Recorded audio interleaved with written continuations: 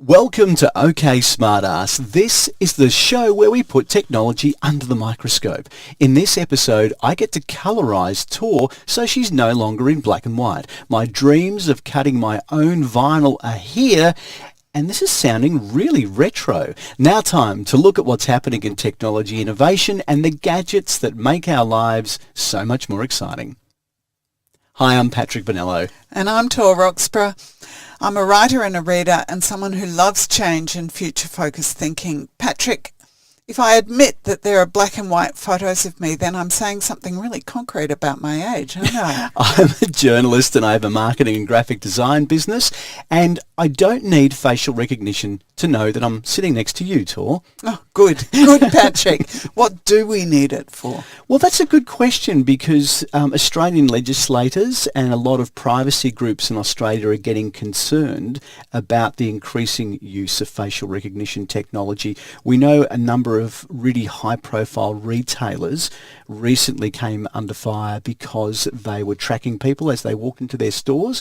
There's a big hardware store called Bunnings, and that was one that copped a lot of flack. They did have signs at the front saying that they were using facial recognition technology. The argument that their CEO came out with was they want to be able to track problem customers, so people who've been, theft problems, but also violence. And so if someone has been on record as doing something violent, being violent towards staff, and then they go to another Bunnings store, this could circumvent that by being able to track these people as they walk in. I don't have a problem with that when it comes to protecting, particularly on the weekends. There are a lot of young people and elderly people who work there in part-time jobs. And I like the idea of anybody who's a real problem, but it's where is that data being stored is my big question. And that's the thing that I have concerns with. So if you're going to be tracking my face, I want to know where that information is then stored. What are you worried might happen to your face in storage? Like what could be the negative consequence of bad storage? I guess the key thing for me is the data privacy aspect. We've just seen over, how many million Australians caught up in this data breach with Optus, one of the second biggest telcos in Australia. And it's one extra level of, I guess, in terms of our facial recognition, that's a really exclusive thing just to us. It's not like you can get another license and replace the license number. This is my face, and this is a key part of who I am and what identifies me. So my biggest concern is where that data is being stored and what it's going to be used for and how secure it is. I'm more and more mindful now of my personal information, and I don't want my biometrics going out somewhere else. I think that you're in line with what the Human Technology Institute, which is operating out of the University of Technology, Sydney, is saying. They've talked about the face being a special case. Yep. So I gather you're feeling like that. I'm wondering, though, with those stores that were using facial recognition, whether really there was enough of a problem to justify it. I mean, I know you say aggression, theft, but those things have always been with us, and obviously they've managed in the past. Maybe, there was a solution looking for a problem rather than a problem that needed a solution. So what other, I guess, nefarious methods or means would they want to be able to track their customers? Are you talking about marketing potentially? Did if Tor walked in and she walked out with this item, this item, and this item? No. It's more, I'm worried about misidentification. Right. We know people of colour can sometimes be misidentified, and we heard an awful story out of the US in one of our earlier podcasts where there was a young black girl who was refused entry to a bowling alley because it flagged her as somebody who was a problem person, and it wasn't anything to do with this poor young girl. It was everything to do with the fact that the technology didn't work. The Human Technology Institute has they've developed some model legislation that they're presenting to the Australian Attorney General as a sample of what the legislation they feel could look like. And to draw up that legislation, the model legislation, they did some qualitative research with ordinary people, and they had 4 scenarios they asked people about. So the first one was entering a building using facial recognition, and you've got a recent experience with that, don't you, Yeah, I went to the Patrick? BMI conference. BMI? Body mass index? No. Well, I went to this broadcast conference in Amsterdam, as you know, and the way that it worked was I had a QR code on my phone, but I'd already uploaded my photograph so that when I went to enter for the first time, it matched the barcode, or the QR code against my face, and I was able to generate my entry, my lanyard and all that sort of thing straight away. So it used the biometrics, and it made the system so much quicker. So that was a good positive experience. Fantastic, yeah. No typing in anything. It was there. It knew who I was. But it was also an extra level of security, because if you think about it, if you print a ticket to go to a conference or something, or a concert, you've got your QR code, it scans it, but really, without them matching it to your face, you could be any person who happens to have that QR code. So in terms of transferring that ticket, so this matched it up by using my face. So I liked it. I thought it was really good. It streamlined the process, and it was an added level of security. So I didn't have a problem with it. So similarly, the second scenario was verifying your identity for applying for a home loan. So that's another case where it could be an advantage. It could make things more efficient and make sure the right person is applying for the home loan. Yeah, and passport control. When I got back into Australia, Australia's one of the most efficient. Melbourne Airport was so quick for us as Australians with our smart e-passports. Yeah. It meant that, again, it used facial recognition for me to be able to quickly get through, and I got through in record time. It was amazing. So that was their third scenario, was an airport setting to deny or allow someone to get on a plane. It depends, though, whether you're just identifying a person or whether you're doing predictive policing. Yeah, no, that's an interesting one. So you're saying I look a bit dodgy because I'm acting strange, and they flag that. And there's actually, okay, so we know that there are areas of research very specifically forensic-wise where people can, we hear about the FBI and CSI and all those programs where they can look at someone and they can tell if they're potentially a risk factor. But it doesn't translate across cultures very well, Patrick. Right.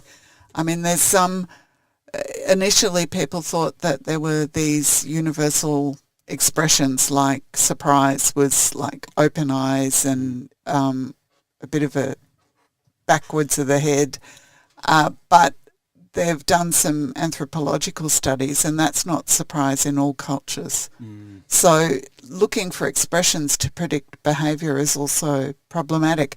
And then their fourth scenario was assessing levels of aggressiveness in a public space, which is that they've ordered them by their riskiness, and they're obviously thinking that's a more risky use of facial recognition to try and pick up aggressiveness. So you've got two people having a conversation, it starts to get heated, and you're suggesting that facial recognition would start to pick up on that and potentially say, okay, we need to flag this and bring someone over to check that this is not going to become a violent kind of interaction. Is that something we feel comfortable with? It's a tough one. I don't know. I mean, if I'm in a public space and two people are about to get into a blue, then maybe, but I don't like the idea of Big Brother watching over us constantly. We know in China this is being used badly. We talked about it in our last episode where Chinese government has been sampling DNA of some of the Nepalese people, the minority there, and that's really insidious. Oh, Tibetan. Tibetan, yes. Yeah. So that's really quite scary to think that there's a database of people who, without their knowledge, are being, having their DNA put in there. And the same thing could happen with facial recognition. And there was also in China again some buildings where you had to be smiling to be... Before you come in, I found that quite funny. And I'd love to put them at the front door of my house so that when people come over, only the nice, happy people. Yeah, I only want happy people. Nice guests. Yeah. Not the sheriff trying to chase money. No.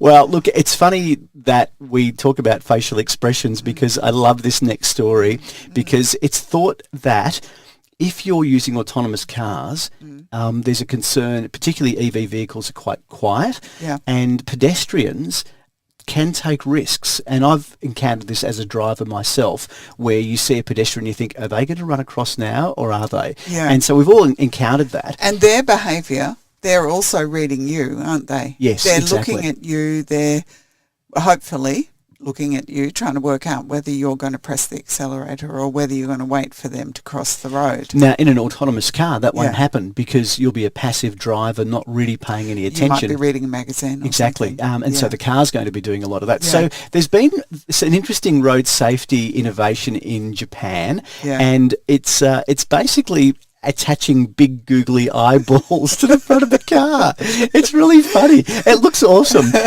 Look, you know, the reason I'm laughing at this is because I just imagine all these people with their $120,000 Teslas being forced to put googly eyes on the front of them. But evidently the study is this, that pedestrians can effectively be kept from making risky decisions if the car is looking at them. Yeah. So they're less likely to take a risk. So these googly eyes on the front of the car will actually swivel either to look at the pedestrian or look away from the pedestrian, depending on the circumstance. So what they're saying is that pedestrians are less likely to make that risky choice of running across the road If the car's not looking at them. or is looking at them or looking at them. Oh, yes, is looking at Yeah, them. exactly. Yeah. It looks ridiculous, but it's so funnily ridiculous. Yeah. But what an interesting school of thought, though. So it's actually the Graduate School of Information Science and Technology. That's the University of Tokyo. And they've been looking at this really novel way, I guess, to make these autonomous vehicles safer for pedestrians. And they're calling them expressive motorised eyeballs. Yeah, yeah. But what do you think about it? I mean, you saw the pictures, and it's like a little buggy looks with hilarious. googly. It does. It's like a golf buggy with googly eyes. Yeah. I mean, I think it totally makes sense, and it's very human focused It is, isn't it? technology, Yeah. which is what we're always saying that we want. But I agree with you. It's going to be hard to work out how to marry that with the sleek aesthetic of expensive cars. You know it's not going to happen, don't you? Even if I it would save do. lives, Yeah, sadly, it's yeah. never going to happen. But I just really love the idea, and It sort of speaks of a sweet community, doesn't it? I like it. I don't know if it would attract an Ig Nobel award because Look, it could be in the running, couldn't it, Patrick? it does feel up there a little bit. But I'm a fan. I'm a massive fan. I think it really was. It tickled my fancy. And now you've been gadgeting yourself. You've been playing around with a photo colorizer. Tell me about I this. have. Well, Patrick, you sent it to me. It's called Palette FM. And I thought, doing my due diligence for the podcast, I thought, well, I'll do one black and white photo. Yes, when I was a child, it was black and white. And I found a photo of me with Mum's horse. We had horses when I was a kid, and colorised it. And it really does look amazing. It looks good, doesn't it? It looks fantastic. So obviously this is an audio podcast. Yes. And I'm just going to try to describe the scene. See, one of the things with colourising, and I've seen colourising being done, and I'm sure a lot of people have, it kind of looks, the face has a rosy look, and it just doesn't look real. It looks a bit painted on. It looks painted on. Yeah. Whereas what this does, it actually looks at the shadows and the shading, and it also... it looks into what the colour of grass should be. Yeah. It even, I understand, can be detailed enough that it can look at the type of plants and call in from the database and use the colourising based on that. So if it's wheat, so in this picture that you've got grass and you've got long grass that's started to dry, and that's yellow. Yeah. Whereas the fresher grass is green. So there's a lot going into the photograph to actually give it a colourised effect. And the skin tones look very natural. They do look really natural. So this has a lot of... Now, the interesting thing, though, Tor, is I believe that there are some historians who don't like the idea of colourising because they say it detracts from the original and you're adding to it and you're guessing what that might be, and it changes the context. I just think bugger off. Yeah, me too. I think it looked fantastic. So it's interesting that this Palette FM was developed by a French artist in residence. I think at Google. It's significant that it's an artist in residence at Google. And his name is Emil Wallner. He's also the person who responsible for colourising 3 destroyed by the Nazi Gustav Klimt Yeah. murals. I think they were murals. And along with Google, they scraped all sorts of information about how Klimt used colour and what his palette was, and then they colorised it. It's very interesting. There's an amazing film called The Woman in Gold, which is about the repatriation. Yes, I saw of, that. And I've actually got a print of that next to my yeah. kitchen. I don't know if you've seen it. I don't know how you could miss it. It's over a metre in height. And it's one of my favourite paintings of Gustav Klimt. And I got to see a lot of his stuff when I was in Austria. But of course, this particular famous painting was repatriated by, it's in New York now, I think. Yeah. It was donated to one of the big museums in New York. Yeah, It's a lovely thought, and if you're familiar with the Klimt work, particularly this stuff, he used gold foil as well in some of his paintings, and just did some beautiful, beautiful work. So I can see how scraping that information and getting that data together to be able to really get an accurate sense of what his style was would have been fantastic. I guess, when you think about the historians, yes, being a pure viewer of a historical object is nice, but if something brings history to life, that also is a benefit, isn't it? New people seeing it, new people understanding it. Well, last year we talked about on one of our earlier episodes how was it one of the archive, the family archive? They were doing the. I think it was animated Ancestry.com. I think it was Ancestry.com, and what they were doing was taking black and white stills and animating them using deep fake. Now, I showed you a photograph of my grandmother, and I didn't have much to do or anything to do with my grandparents because they lived overseas and they passed away when I was still quite young. But to see that photograph animated, and I think I did the same thing you did. I took a whole lot of photos and I animated them, including one of myself. But it was as a child, but it was really uncanny seeing them come to life. And in a way, you might end up having more respect for the past by bringing the past to life. Yeah, I don't see anything wrong with it. Now, Palette FM isn't perfect. I had that lovely colourising of the photo of me with Mum's horse, and then I got carried away and I thought, oh, there's an old school photo of me in a play. It's only half my face with a whole lot of other girls, and it was really a damaged photo. And the first pass the system did was quite good, but the uniforms were all kind of a beige colour, where in fact they're a gingham check, a green gingham check. And the system says that if you correct the text, the AI will do a better job colourising the photo. So I corrected the text and I said, green check gingham, schoolgirls, school play, painted backdrop, landscape on painted backdrop, and then ran it through again, and it did a terrible job. Yeah, it looks like it's a Kermit the Frog reunion concert. They're not quite all green, but there's a lot more green in there than I would have imagined. Yeah, so you've got to realise these things are not perfect. They're new. I think the first pass was probably the best option. Giving that little bit of splash of colour can really bring so much life to a photograph.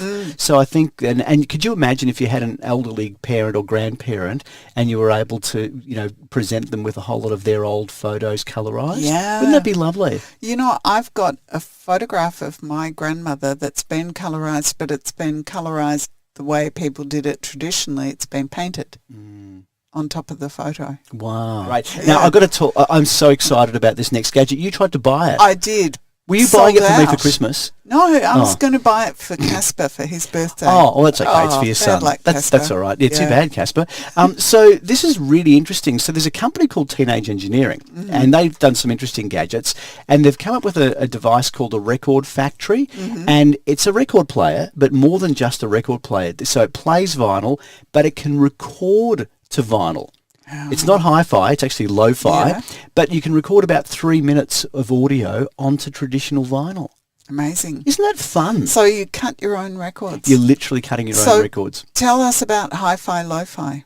Oh, I think it's just the fidelity of the sound is mono rather than stereo, so you're not getting the quite the quality, Yeah. but you're still able to cut a vinyl record. I mean, I've got Amazing. some old 78s that I play on a wind-up turntable, and they're amazing and they're crackly and all that sort of stuff. But the fun of it is being able to listen to a vinyl record. So I love this, and I think when you buy it, you get about 10 blank discs that come with it. Yeah, and and then you're it able, only cuts like 3-minute yeah, because bits of music. it's quite doesn't it? small, and it's depending on what it's running at. So it's either 45 RPM or 33, and there are going to be people in our audience who don't even know what that means. Yes, revs per minute. Yes, It is, exactly. isn't it? Revolutions per Yeah. minute. Yep, that's right.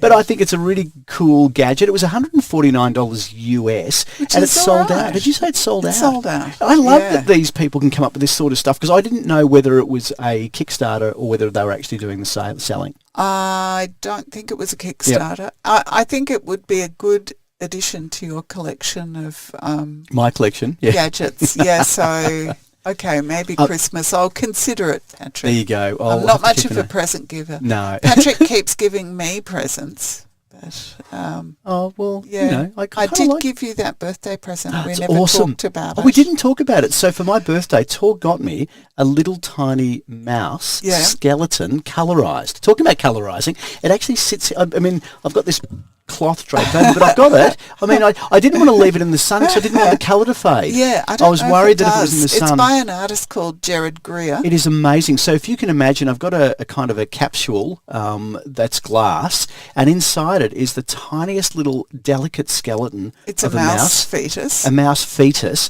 that's been colourised. So it's got this beautiful blue and purple. I love that you thought of me when you Yes, saw it. and then I hesitated to give it to you because you're a vegetarian, and I was fretting about No. but it wasn't killed in No. the process. It is a mouse. It's Yeah. quite a pest, but Yeah. it's really cool. Really, really, really cool. So no, I did have it, and I did love Good, it, and I I'm do glad. appreciate it. Thank I'm you. glad.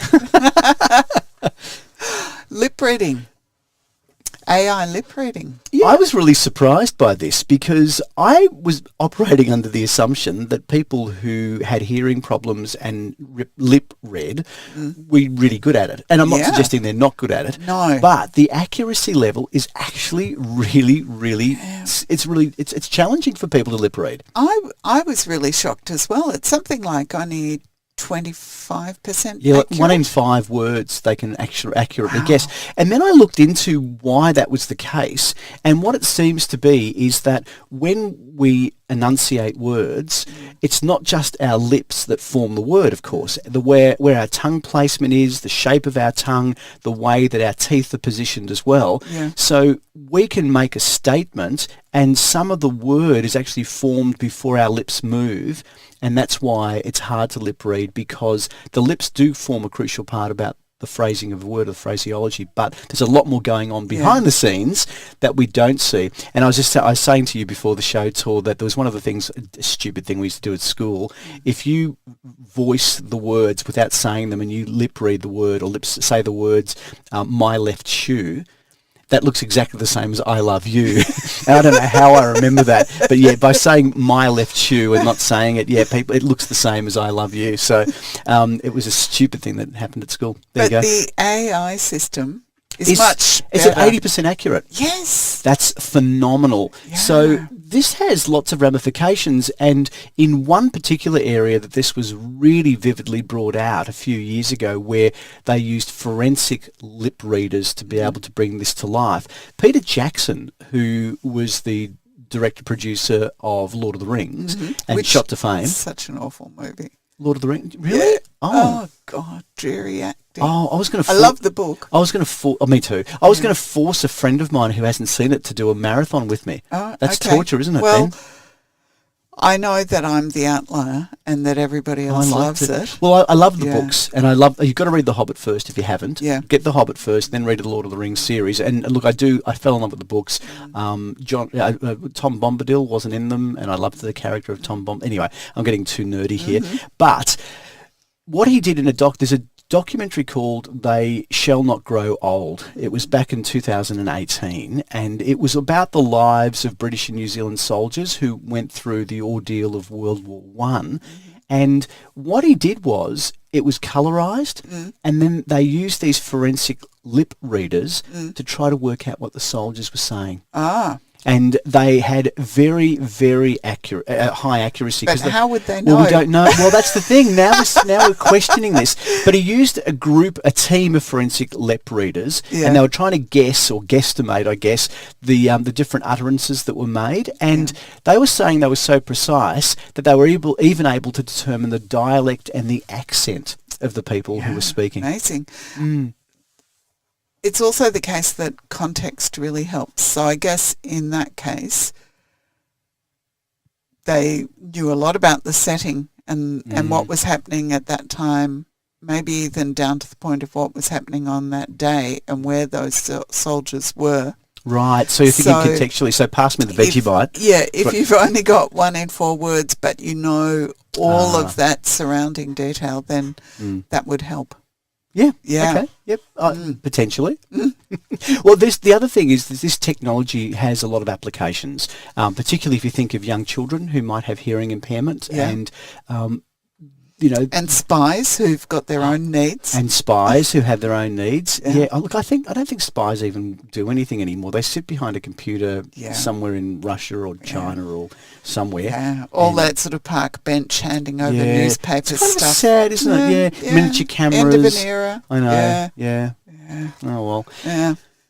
Stress, it's a part of our lives, isn't it? Yeah. And I was fascinated that I know that my dog knows more about me than I realise, and that they're exceptionally sensitive to smells and other senses that we just don't know. Yeah. However, it's believed that dogs can sniff out stress on the breath of their owners. Yeah. It's funny that because I know in the morning, most often, my dog walks up to me and smells my breath. Oh. No, but what's the conclusion? Well, maybe he's just checking. Fritz goes, yeah, we're in for a bad day today. Maybe. I don't know. Maybe he's just kind of deciding whether I need more love and care that day. You know, it could be anything. Yeah. Well, what happened was they got 4 dogs and pets were volunteered by their owners, and they got them to be trained to choose one of 3 scented canisters. And I saw the video of this, and this dog was accurate every single time with a particular smell from the owner's breath. It was really, really interesting. So they basically say 650 out of the 700 trials, they successfully identified a sample of sweat or breath that had been taken from a stressed person. Interesting. That's a high level of accuracy, isn't it? Yeah. I mean, we keep continually reading more and more studies where dogs are very good at doing things like detecting COVID. Yes, in medical studies and cancer. But we don't seem to be very good about taking that research and applicating.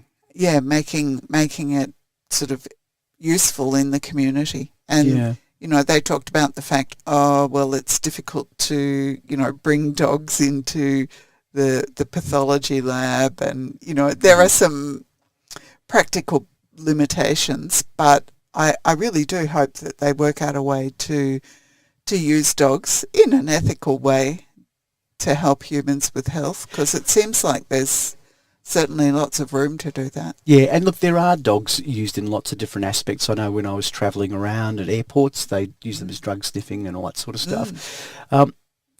Look, if they could use them for early diagnosis, that would be amazing. That you could do, it's not invasive.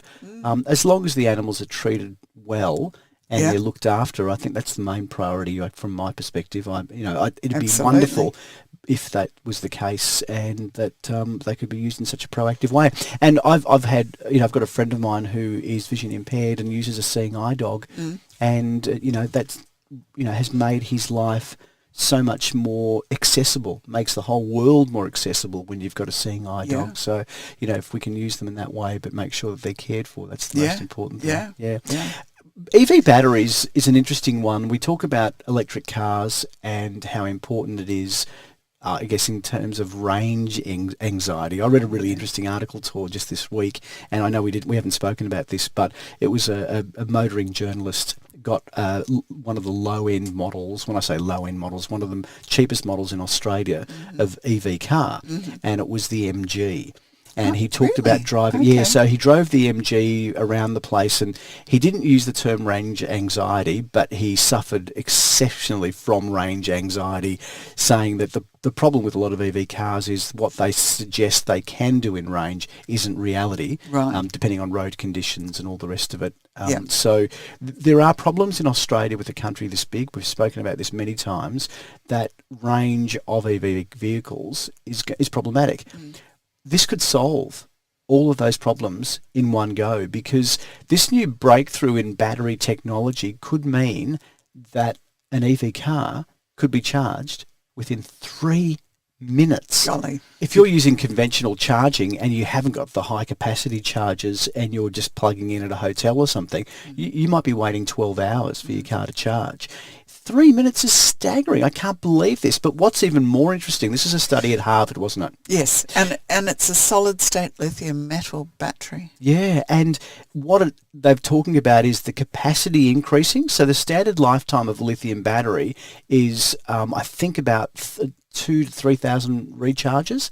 Yes, I think that's right. Yeah, whereas this is 10,000 times. So and that's 20 years. Yeah. The battery could last 20 years and only have to be charged in 3 minutes. That's amazing. I mean, it's amazing not just because we want better ranges in our cars. It's amazing because those resources, those, rare metals, we don't want to have to dig them up and use them and waste them. It's much better if they last a long time. Yeah, that's right, because if your battery only lasts, 5 years, then over the life of the vehicle, compared to a 20-year battery, you're going to get 4 times as much use or more. So this Harvard University team founded Adden Energy, and they've come up with this solid-state battery, and as opposed to the lithium-ion ones, and it really could revolutionise how we see electric vehicles. Now, I'm going to stress they were only using very small batteries. We're not talking vehicle-sized batteries yet, and they're talking 3 to 5 years away. But the other thing that fills me with a bit of hope is that if they're doing this research now, we know there are other labs around the world that will be doing the same thing. So there is a hope yet that this whole notion of going to EV vehicles could become a lot more realistic. Yeah. And it's going to save, as you say, those precious rare earth metals. There's so much research going on with batteries, isn't there, Patrick? I think it's a user demand thing. We use batteries in our phones. We use rechargeables so much under so many different circumstances. And it's really become a rechargeable world, hasn't it? When you think about how much we rely on our devices and now cars as well. So that's going to be a very big part of it. And if we solve the battery problem, then there's only the transmission problem because getting the power in the first place. Moving the power. Moving the power. Because the power itself is from a free source, so it's amazing. The future's bright. The future is bright. There you go. That's a positive spin. And the future it's an interesting future for people and those suffering from Alzheimer's disease, or is it? Well, it's a bit hard to tell. Okay. Sometimes with studies, the way they're presented can look like it's a really exciting breakthrough, and then when you dig a bit deeper, maybe it's not so clear-cut. So for a long time, people have focused on the build-up of amyloid plaque in the brain, and a lot of failed drug research has gone into maybe if we could flush that plaque out, that could treat Alzheimer's and, have a really positive impact on people's lives. There's a new experimental drug called lecanemab, and it was in the news in recent weeks talking about 27% less decline after 18 months of those who took the drug. And I thought, wow, this is incredibly exciting.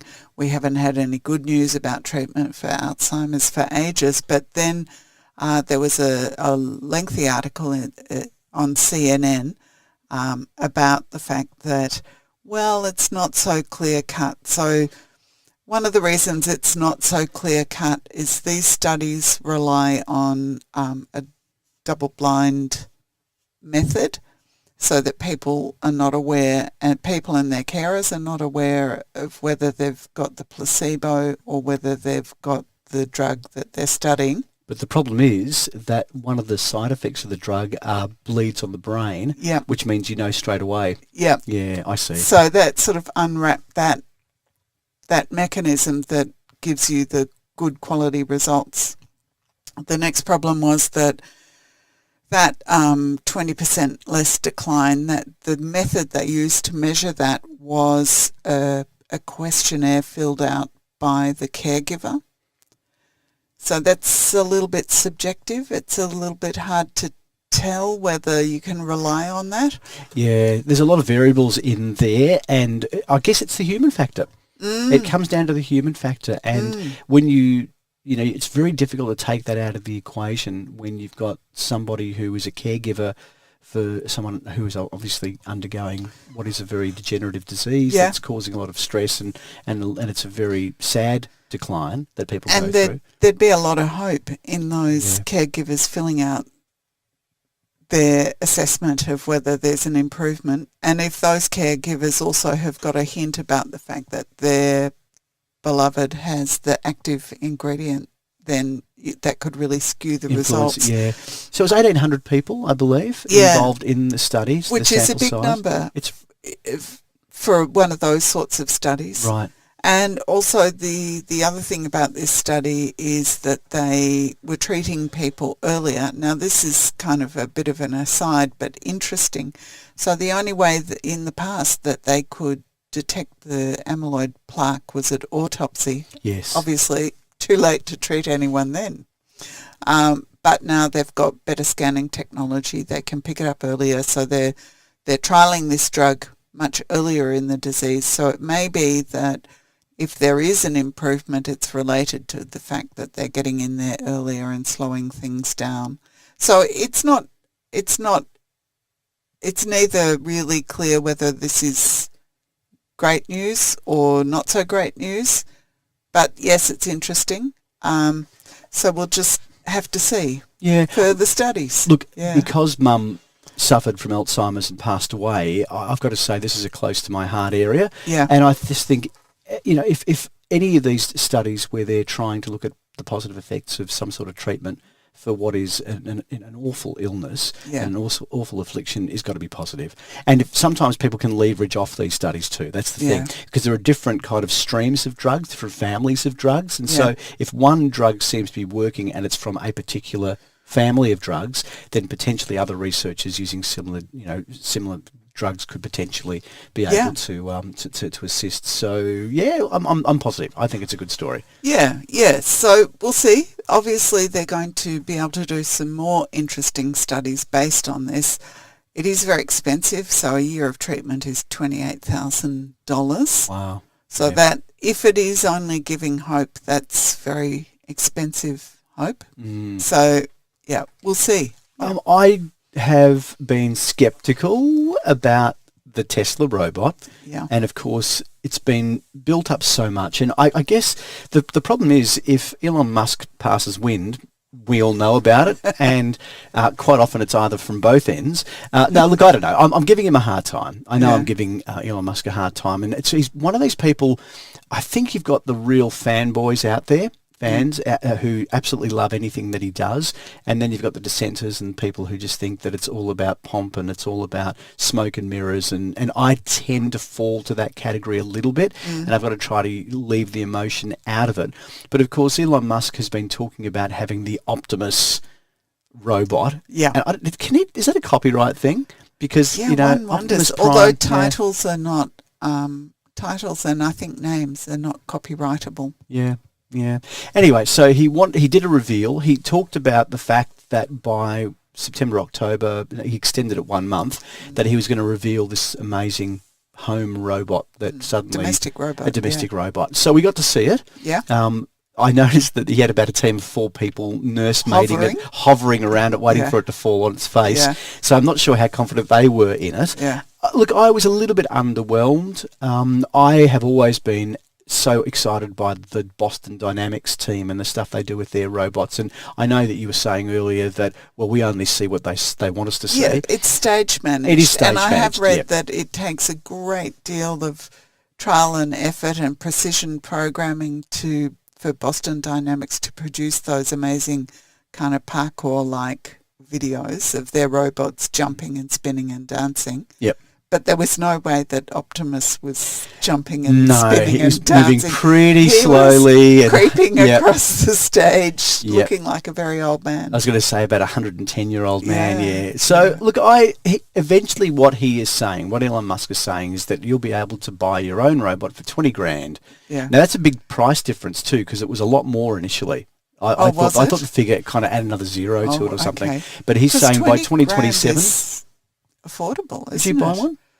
Well, it would depend what it could do. Well, I was thinking Lovebot. Oh, no. I don't think so. No, to care for you in a loving way. So what were you thinking for?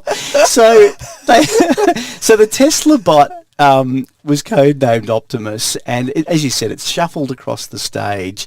And look, I don't know. Do I want a robot at home? I have a dog to love me. Look, a robot vacuum cleaner. Let's pledge to get a robot vacuum cleaner, and then we can talk about whether we want robots in our house or not. Yeah. I mean, we're just talking out our asses. Proverbials. Yes. Yeah. Look, I don't know.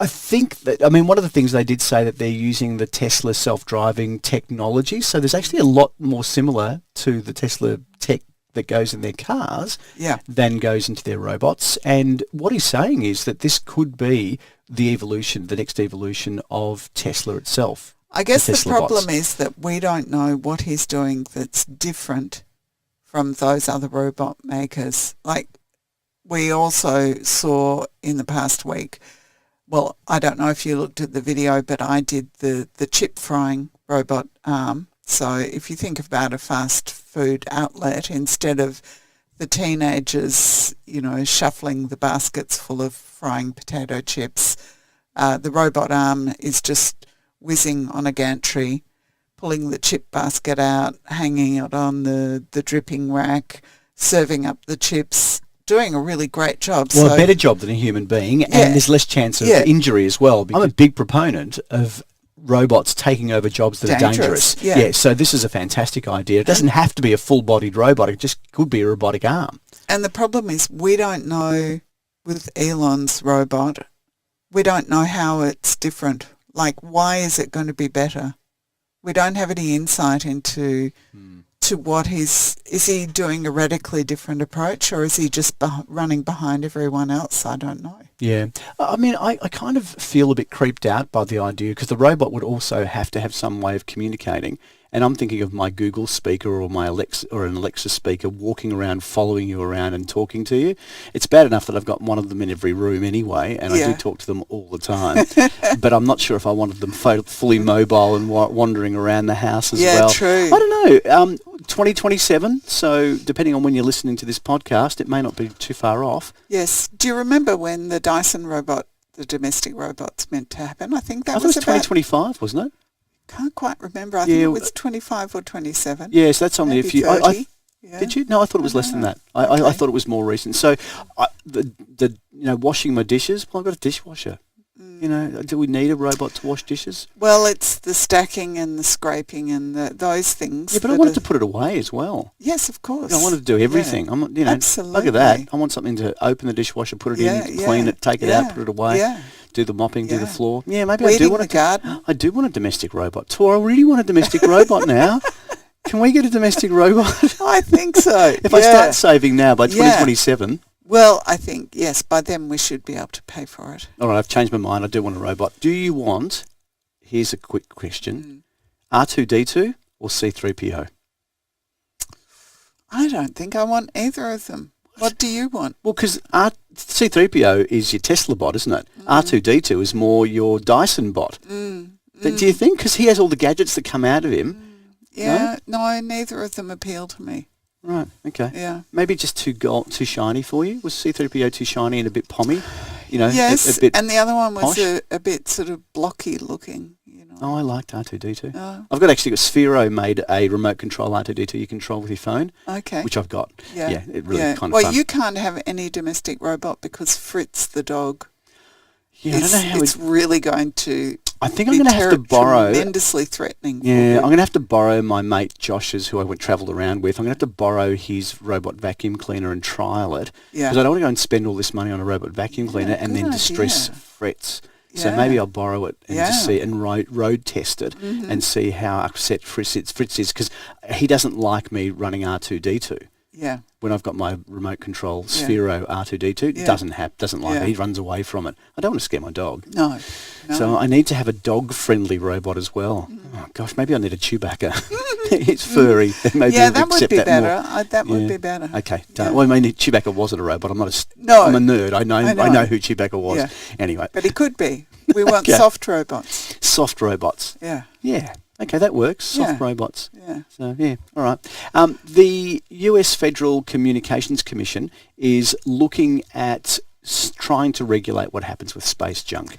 Now, I'm assuming that any regulations they put in place is only going to be for US companies. Yeah, but it's quite influential. So previously, the expectation was that your space junk shouldn't be allowed to linger up in low Earth orbit more than 25 years, and now they're talking about a 5-year limit and the need to bring it down into a lower orbit so it can drop without doing any damage. Yeah, so either just aiming it to a specific location or getting it to burn up on re-entry. That's actually a really good idea. So they're talking, this 5-year plan is really good as well, because we know there's too much junk up there already. Yeah. And thank you, Elon Musk, more and more every day. Yeah. So I've got to talk about one more thing, Tor. Yeah. I know we're winding things up. I'm so excited, right? Because the biggest problem with getting anything out into space is rocket fuel, rockets getting it out there. But NASA has got a thing called a SpinLaunch, and the SpinLaunch system was able to catapult a payload into the sky for the first time. Yeah. Okay, so what it does, just imagine a really cool high-capacity winch. And it's a catapult. So it flings up the object like a catapult, and then it's rocket-assisted from there on. And this is how cool it is. The propulsion system, or this catapult system, was able, this suborbital accelerator was able to get 10,000 Gs. Okay, that's the amount of pressure, 10,000 Gs. Doesn't really mean anything to 8,000 kilometres an hour. Oh. So 10,000 Gs. Okay, what it means is 1 G is 1 gravity. Yeah. So Tor, I'm not going to suggest how much you weigh, No. but say you weighed 55 kilos. Yes. What a charming man you and are. I accelerated you at 2 G, that would make you 110. Oh, thanks. Okay. Yeah. Now I understand Yeah, that. so we're talking 10,000 G. Yeah. That's a lot more Tors, right? Yeah. So being able to accelerate. So if you can fling something up, then there's much less rocket fuel. So we're not wasting all this fuel, and it's renewable because it's just some sort of kinetic system. So I thought that's kind of interesting. It is. Yeah. Yeah. Okay. Love that. Right. So who knows? Maybe the next time I go to Europe, I'll just be flung out of the cannon in a gel pack or something like that. Oh yeah. So when I arrive at the other end, or maybe a parachute. You're not keen on parachutes, are you? Because of the G factor. Or the so G-force. that it protects you a bit. I don't know how that works, because I think when pilots go flying and they're undergoing lots of Gs, I think their flight suits, have a system in them that inflates.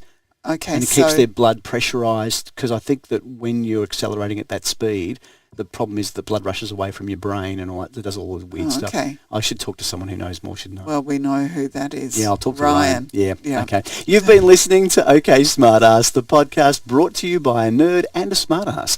I'm Patrick Bonello, and you can contact us by visiting our website at oksmartass.com or email nerds@oksmartass.com. I'm Tor Roxburgh, and if you'd like getting suggestions for books, podcasts and viewing, you can find my newsletter via my Facebook and Instagram profiles.